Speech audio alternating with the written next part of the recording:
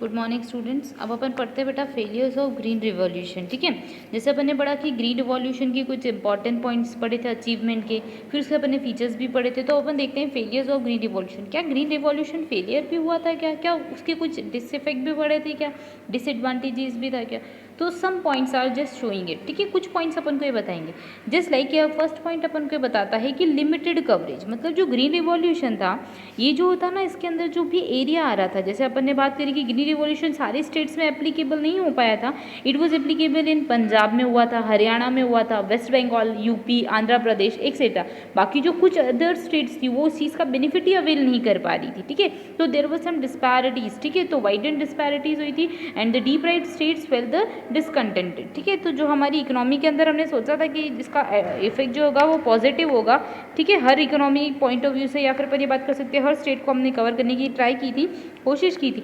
But ये कुछ area के अंदर ही क्या होता है, इसकी कवरेज ही लिमिटेड एरिया के अंदर हुई थी। जैसे पंजाब के अंदर हुआ, उत्तर प्रदेश के अंदर, पंजाब के अंदर हुआ, हरियाणा के अंदर हुआ, वेस्ट बंगाल के अंदर हुआ, यूपी की बात कर सकते हैं। ठीक है, नेक्स्ट अपन बात कर सकते हैं पार्शियल रिमूवल ऑफ पॉवर्टी, मतलब कि हमारी जो पॉवर्टी थी वो पार्शियली रिमूव हुई थी, या फिर अपन ये बोल सकते हैं कि देयर वाज सम पार्शियलिटी। ठीक है, जस्ट बिकॉज जो ग्रीन रिवोल्यूशन था उसमें अपन ने देखा कि HYV सीड्स का यूज़ करना था हमको, प्लस हमको मॉडर्न इक्विपमेंट्स का या मॉडर्न टेक्निक्स का यूज़ करना था। तो उसके लिए the persons who are rich enough, ठीक है, जो फार्मर्स लोग रिच थे वही उस चीज़ का वेल इक्विप्ड प्रोडक्ट का या पेस्टिसाइड्स का या मशीन्स का यूज़ कर पा रहे थे। ठीक है, तो इससे पॉवर्टी थोड़ी सी ही रिड्यूस हुई थी या पार्शियल वे के अंदर रिड्यूस्ड हुई थी। The benefits of green revolution reach to only the rich farmers, जो भी रिच फार्मर्स थे उन्हीं के पास उसका बेनिफिट पहुंच पाया था। नेक्स्ट वी कैन सी कि that there was no uniformity in gains. ठीक है, मतलब कि कोई यूनिफॉर्मली गेन नहीं हुआ था। ठीक है, यूनिफॉर्म तरीके से नहीं हुआ था। यूनिफॉर्म मतलब आप समझते हो बेटा, uniform means one thing would be applicable in all circumstances, उसको बोलते हैं यूनिफॉर्म होना, हर चीज़ के अंदर सेम रिएक्शन आना। But it was not possible, ये पॉसिबल नहीं हो पा रहा था। It is also held that the gains of the green revolution were not uniform in all over the country, पूरी इकोनॉमी के अंदर हो नहीं पाया, पूरी कंट्री के अंदर, क्योंकि जो न्यू स्ट्रेटेजी जो हमारी थी ना कि हाई यील्ड वेराइटी के सीड्स को लेना है, फर्टिलाइजर्स को लेना है, इरिगेशन फैसिलिटीज़ के बारे में, मशीनरी के बारे में, ठीक है, ये सारी की सारी किसके ऊपर डिपेंडेंट हो रही थी? वाटर सप्लाई के ऊपर, फॉर्म्स के ऊपर, साइज के ऊपर, जो भी इंस्टीट्यूशन आपको क्रेडिट दे रहा है उन सारी चीज़ों के ऊपर डिपेंडेंट हो रही थी। और जो रीजन थे, जो एरिया थे, जो जहाँ पे इतना जो एरिया बैकवर्ड टाइप में बोल सकते हैं, फिर जहाँ पे इतना डेवलपमेंट नहीं था, वहाँ के लोग इस चीज़ का बेनिफिट अवेल कर ही नहीं पा रहे थे। ये सबसे बड़ा हमारे लिए क्या हो गया था? ड्रॉबैक हो गया था। मतलब कि हमने यूनिफॉर्म तरीके से सोचा कि पूरी इकोनॉमी में इसका बेनिफिट लेंगे, बट नहीं ले पाए, जस्ट बिकॉज इसके कुछ एडवर्स इफेक्ट भी थे, कुछ इनहेरिटेंट लिमिटेशंस भी थी उसकी। ठीक है, which we can not separate. Next अपन बोल सकते हैं no attention to land reforms. आप लोगों को पता है इस चीज़ ने, जो ग्रीन रिवॉल्यूशन था उसने प्रोडक्शन को इंक्रीज करने के लिए, तो इसके ये लैंड रिफॉर्म से रिलेटेड ऑनेस्टी नहीं हो पाई थी। Means the surprising succeed of the green revolution resulted in failures of honest implementation of land reform, मतलब लैंड रिफॉर्म्स जो थे वो ऑनेस्ट तरीके से इंप्लीमेंट नहीं हुए थे। नेक्स्ट अपन बात कर सकते हैं rise in unemployment of unskilled worker. कुछ जैसे अपन ने लास्ट क्लास में पढ़ाई था बेटा कि जो इकोनॉमी में गवर्नमेंट ने क्या डिसाइड किया था, या ग्रीन रिवॉल्यूशन के क्या फेवर में अपन ने क्या डिसाइड किया था कि जो भी फार्मर्स होंगे उनके लिए अपन वर्कशॉप रखेंगे। क्या ऑर्गेनाइज करने वाले? वर्कशॉप ऑर्गेनाइज करने वाले। ठीक है, तो जो कुछ लोग अनस्किल्ड थे, means the person who are not skilled enough, उनके पास टेक्निक्स नहीं थी वर्क करने के लिए, तो उनके बीच में अनएम्प्लॉयमेंट क्या होता जा रहा था? इंक्रीज होता जा रहा था, क्योंकि वो लोग तो अनस्किल्ड के अनस्किल ही रह रहे थे ना, वो लोग तो अनएम्प्लॉयड रह रहे थे। The person who is getting the knowledge, ठीक है, would get benefit of it. जो लोगों को नॉलेज मिलता जा रहा था वो चीज़ का क्या लेते जा रहे थे? बेनिफिट। सिंपल सी बात आप सोचिए, कोई कंप्यूटर है, अगर किसी इंसान को कंप्यूटर चलाना आ गया, आपने सिखा दिया, उसको आ गया, तो फिर उस कंप्यूटर का उसके लिए यूजफुल है। अदरवाइज किसी पर्सन को आपने नहीं सिखा पाए तो वो उसके लिए यूजफुल है क्या? नहीं है। तो वैसे ही हो रहा था कि ग्रीन रिवॉल्यूशन का बेनिफिट भी कुछ पार्शियली लोग जो थे, जो अनएम्प्लॉयड बन रहे थे, या जो अनस्किल्ड लोग थे, उनके लिए अनएम्प्लॉयमेंट की कंडीशन रेज होती जाती थी। नेक्स्ट अपन बात कर सकते हैं कुछ दूसरे एडवर्स इफेक्ट भी थे इसी से रिलेटेड। तो फर्स्ट वी कैन से कि यहाँ पे जो हमने पेस्टिसाइड्स का या जो फर्टिलाइजर्स का यूज़ किया था, फिर हमने हाई पेस्टिसाइड्स का यूज़ कर दिया था, जो हमने इंसेक्टिसाइड्स का यूज़ करा था वो क्या कर रहा था? एडवर्सली इफेक्ट कर रहा था। ठीक है, इससे हम क्या, हमारी इकोनॉमी को, या फिर हम ये बात कर सकते हैं कि उसे जो लैंड की फर्टालिटी थी, ये इकोलॉजिकल इकोलॉजिकल बैलेंस प्रॉपर नहीं हो रहा था इकोनॉमी के अंदर, ठीक है। These were the some points of failure, ये कुछ रीजन है फेलियर्स के। बेटा एक आप एक चीज़ ध्यान रखिएगा कि जो भी पॉइंट्स है एटलीस्ट आपको उनका नॉलेज होना चाहिए, क्योंकि आपको पॉइंट एक्सप्लेन करना बहुत ज़रूरी है। पॉइंट का आपको नॉलेज होना चाहिए कि लिमिटेड कवरेज मतलब क्या होता है, पार्शियल रिमूवल ऑफ पॉवर्टी मतलब क्या होता है, तो आपको इनका मीनिंग ज़रूर पता होना चाहिए, ठीक है। अब अपन आगे का टॉपिक पढ़ते हैं। तो आगे का टॉपिक जो है वो अपन को बताता है सजेशंस टू इम्प्रूव, ठीक है। मतलब कि अपन क्या क्या कर सकते हैं जिसके थ्रू हमारा जो ग्रीन रिवॉल्यूशन है वो क्या हो सकता है, बेनिफिट दे सकता है, या फिर क्या क्या चीज़ें हो सकती है। नेक्स्ट अपन ये भी बात कर सकते हैं कि कौन कौन सी स्कीम्स हमने इम्प्लीमेंट करी, ठीक है। तो let's discuss about the schemes, कौन कौन सी गवर्नमेंट ने स्कीम्स इम्प्लीमेंट करी। तो government schemes for agricultural reforms are as follows, just like food bank scheme, ठीक है। Next high technique irrigation schemes, फिर उसके बाद था नेशनल एग्रीकल्चरल डेवलपमेंट स्कीम, फिर उसके बाद था फार्म्स इनकम इंश्योरेंस स्कीम, मतलब फार्मर लोगों को आप क्या करोगे, इंश्योरेंस कराओगे, फर्म का इंश्योरेंस कराओगे। Next national agriculture insurance scheme, ऐसे काफ़ी टाइप के गवर्नमेंट ने प्रोग्राम्स स्टार्ट किए या स्कीम स्टार्ट की, so that it provide security and safety towards the farmers, ठीक है। फार्मर्स को इसके अगेंस्ट में क्या मिल रही थी, सेफ्टी मिल रही थी। जैसे अब फूड बैंक स्कीम की अगर अपन बात करते हैं तो इन 2003 at the gram panchayat level covering 1.14 lakh villages, मतलब कि 2002 के टाइम के अंदर ये स्कीम्स जो है वो इम्प्लीमेंट हुई थी, और इसके अंदर बहुत सारे जो ग्राम पंचायत लेवल के ऊपर वर्क करने वाले लोग थे, ग्राम पंचायत लेवल पे वर्किंग करने वाली ये स्कीम थी। नेक्स्ट अपन बात कर सकते हैं कि गवर्नमेंट ने क्या स्टार्ट कर दिया, तो गवर्नमेंट ने इंश्योरेंस स्टार्ट कर दिया, ठीक है। जो इंश्योरेंस होगा बेटा उससे क्या होगा, बेनिफिट होगा कि अगर कभी कोई लॉस हो जाता है या कोई ऐसी कंटिजेंसी आ जाती है, ठीक है, तो उसकी केस में आप क्या हो जाओगे, इंश्योर्ड हो जाओगे, there will be some type of return, ठीक है, कुछ आपको रिटर्न मिल सकता है।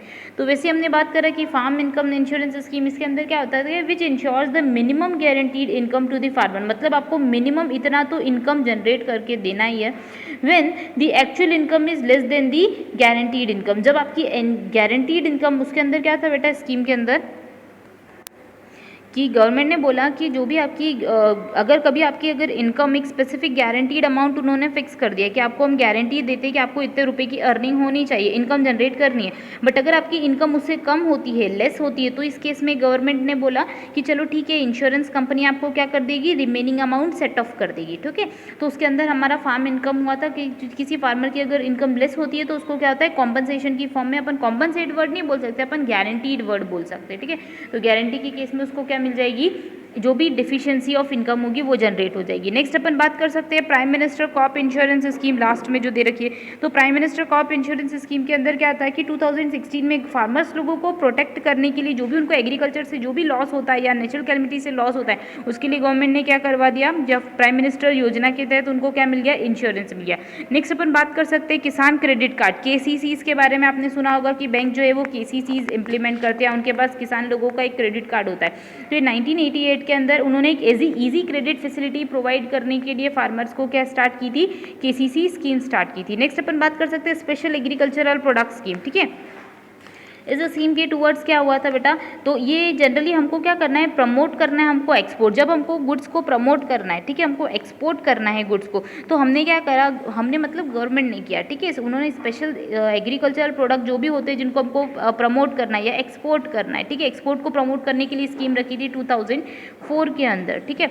जैसे फ्रूट्स है, वेजिटेबल्स है, फ्लावर्स है, कुछ छोटे छोटे फॉरेस्ट्री प्रोडक्ट्स है, इनको अपन को एक्सपोर्ट करना है, तो उसके लिए गवर्नमेंट ने स्कीम इंप्लीमेंट की थी कि दैट आप उस टाइप के गुड्स का प्रोडक्शन करोगे तो आप लोगों को बेनिफिट्स मिलेंगे।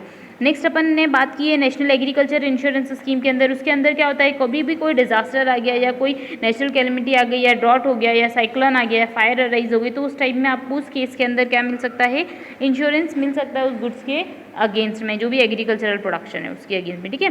फिर नेक्स्ट अपन बात कर सकते हैं नेशनल एग्रीकल्चरल डेवलपमेंट स्कीम, इसके अंदर तो अपन ने पढ़ी रखा था कि 2007 में ये इंप्लीमेंट हुई थी to encourage the state for promoting public investments in agriculture, मतलब आपको पब्लिक का इन्वेस्टमेंट करना है एग्रीकल्चर सेक्टर के अंदर, प्लस जो अलाइड सेक्टर होता है उससे रिलेटेड, ठीक है। तो ये कुछ बेनिफिट्स थे जो गवर्नमेंट ने प्रोवाइड कर रखी थी, या कुछ स्कीम से जो गवर्नमेंट ने प्रोवाइड कर रखी थी फार्मर के टूवर्ड, जिससे उनकी इंश्योरेंस हो पाए या उनको सेफ्टी मिल पाए, ठीक है, जिससे लोग ज़्यादा से ज़्यादा इन्वेस्टमेंट करें, एग्रीकल्चरल प्रोडक्ट को क्रिएट करें, ठीक है। I hope you got it. अब इसके बाद अपन बेटा पढ़ने वाले suggestions for making green revolution more effective, क्या क्या सजेशंस थे। जैसे आप देख सकते हो बेटा यहाँ पे सजेशंस दे रखे, तो फर्स्ट इज पर्वसिवनेस। वी नो कि पर्वसिवनेस मतलब क्या होता है, तो हमको डाइवर्सिफाइड वे में वर्क करना था। एज वी नो कि जो ग्रीन रिवोल्यूशन जो स्टार्टिंग में स्टार्ट हुआ था, तो उसका मोर फोकस सबसे ज़्यादा किस पे था, वीट राइस के ऊपर था। But we have to increase, या फिर गवर्नमेंट को स्टेप्स लेने थे that they should increase other foods also, जैसे पल्सेज होती है, ऑयल सीड्स होती है, sugarcane, jute etcetera, so as to increase in the earning of all sections of population. सारी की सारी इकोनॉमी के अंदर सारे सेक्शंस जो है उन सब के अंदर भी क्या हो, इंक्रीज हो उनकी अर्निंग भी। नेक्स्ट वी कैन सी कि encouragement to small and marginal farmer, हमको किसके ऊपर फोकस करना था, green revolution should include the small and marginal farmers also. As we can say कि हमने जो देखा कि स्टार्टिंग में कि ग्रीन रिवॉल्यूशन में HYP हाई वेल वेराइटी के सीड्स का यूज़ था, प्लस अच्छे इक्विपमेंट्स का यूज़ था, फर्टिलाइजर्स का। तो the persons who have low income, या फिर the persons who are marginal farmers, जो कम रेट पे अर्निंग करते हैं, ऐसे मीडियम या स्मॉल फार्मर्स को बेनिफिट उसका नहीं मिल पा रहा था। तो government should encourage small farmers, उनको इंसेंटिव्स प्रोवाइड करके इनकरेज करना था। नेक्स्ट पॉइंट इज दैट कि एक्सपेंशन ऑफ रिसर्च फैसिलिटीज़, मतलब हमारा रिसर्च जो सेक्टर है ना वो प्रॉपर होना चाहिए, प्लस हमने जो भी रिसर्च किया है it should be reach to general public, ठीक है, उन लोगों को भी पहुंचना चाहिए जो भी हमने रिसर्च कर रखा है। तो ये चीज़ नहीं हो पा रही थी, जिसलिए research must be conducted for soil की टेस्टिंग होनी चाहिए, फर्टिलिटी टाइप होना चाहिए, उसकी टेस्टिंग होनी चाहिए, कौन सी क्रॉप का आप यूज़ कर रहे हो, किस जगह पे यूज़ कर रहे हो। तो इससे रिलेटेड अगर आप लोग रिसर्च करोगे, या फिर हमारी गवर्नमेंट अगर रिसर्च करती, वो रिसर्च के बेनिफिट के अकॉर्डिंग, रिसर्च के डेटा के अकॉर्डिंग अगर अपन प्रोडक्शन करते तो it would create more benefit to us, मतलब बेनिफिट तो हुआ बट हमको थोड़ा सा एक्स्ट्रा या एडवांस बेनिफिट होता। नेक्स्ट वी कैन सी कि एडिक्वेट क्रेडिट फैसिलिटीज़, आप लोगों को पता है कि गवर्नमेंट एडिक्वेट मीन्स होता है बेटा, पहले ये समझो कि प्रॉपर, मतलब जितना रिक्वायर्ड है उतना सफिशिएंट, ठीक है। तो सफिशिएंट क्रेडिट फैसिलिटीज़ गवर्नमेंट के थ्रू प्रोवाइडेड होनी चाहिए, सो दैट जो मार्जिनल फार्मर का ऊपर ड्रॉबैक हो रहा था ना, वो marginal farmer can take avail its benefit, उनको भी उस चीज़ का बेनिफिट क्या हो सके, अवेल हो सके, वो उस चीज़ का बेनिफिट गेन कर सके, ठीक है। तो क्रेडिट फैसिलिटीज़ के ऊपर गवर्नमेंट को वर्क करना था। Next is expansion of the alternative employment avenues, ठीक है, मतलब जो हमारा ऑल्टरनेट ऑप्शन था, ठीक है, जिस लाइक हम बोल सकते हैं कि ग्रीन रिवोल्यूशंस में through unskilled labour out of the employment, जैसे आपने पढ़ा प्रीवियस क्लास में कि अनएम्प्लॉयमेंट, जो अनस्किल्ड लोग थे वो लोगों को एम्प्लॉयमेंट नहीं मिल पा रहा था, वो लोग रिड्यूस होते जा रहे थे। So therefore it's necessary to provide the alternative employment, उन लोगों को जो अनस्किल्ड लेबरर्स है उनको अपन को ऑल्टरनेट प्रोवाइड करना चाहिए था, ठीक है, उनको ऑल्टरनेट दूसरा ऑप्शन प्रोवाइड करना चाहिए था एम्प्लॉयमेंट के लिए, सो दैट इकोनॉमी में अनएम्प्लॉयमेंट की कंडीशन रेज ना हो। नेक्स्ट हम बोल सकते हैं reorientation of marketing schemes, means cooperative marketing system needs to improve, it should ensure the better bargaining power to the farmers in the market, and the decentralizations of efficient marketing system should be made to serve the small and marginal farmer. Basically हमको small और marginal farmer के लिए work करना था, that there must be the proper and regular system for checking the weight reasonable, मतलब कोई bargaining system नहीं होना चाहिए, प्रॉपर मार्केटिंग मैकेनिज्म यूज़ करना था जिसके थ्रू हमारे प्रोडक्ट की मार्केटिंग प्रॉपर हो पाए, तो दैट हमारा प्रोडक्ट इजीली सेल हो पाए। नेक्स्ट हम बात कर सकते हैं रैशनल पॉलिसी फॉर सब्सिडीज़, जो भी गवर्नमेंट को सब्सिडीज़ प्रोवाइड करनी है उसके लिए पॉलिसीज़ जो होनी चाहिए वो एक रैशनल लेवल पर होनी चाहिए, मीन्स प्रॉपर पॉलिसीज़ का फॉर्मुलेशन होना चाहिए था, जो गवर्नमेंट की साइड से नहीं हो पाया था, ये सबसे बड़ा ड्रॉबैक था। ये अगर हम इसके ऊपर वर्क करते तो हमारी एफिशिएंसी ज़्यादा इंक्रीज होती। नेक्स्ट अपन बात कर सकते हैं सपोर्ट प्राइस सिस्टम, जो भी गवर्नमेंट ने फिक्स किया था, दो the government has make implemented the various types of policy for supporting the farmer, but it was not working properly in practice. हम लोग देख रहे थे कि प्रॉपर वर्किंग नहीं हो रही थी। जैसे आपने अभी भी देखा होगा कि अभी भी गवर्नमेंट ने कुछ नई स्कीम्स लगाई है जिसके टूवर्ड्स MSP से रिलेटेड कुछ डिस्प्यूट्स चल रहे हैं, तो ऐसे ही फार्मर का एक्सप्लॉयटेशन नहीं होना चाहिए। तो these were the some point जिसके ऊपर हमने ये देखा कि गवर्नमेंट अगर इनके ऊपर फोकस करती तो it should create advancement to our production work, इसमें हमारा प्रोडक्शन और अच्छे तरीके से